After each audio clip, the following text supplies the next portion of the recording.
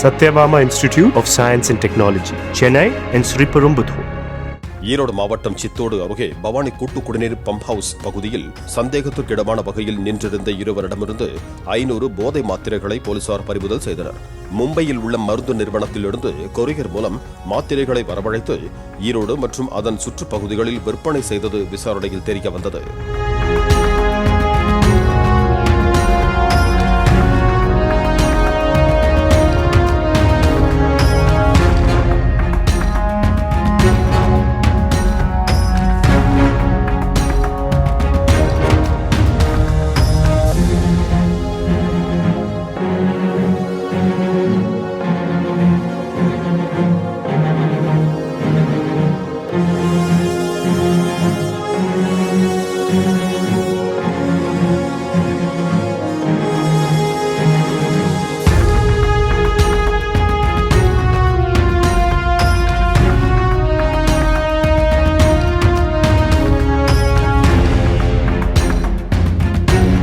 Satyabama Institute of Science and Technology, Chennai and Sriperumbudur.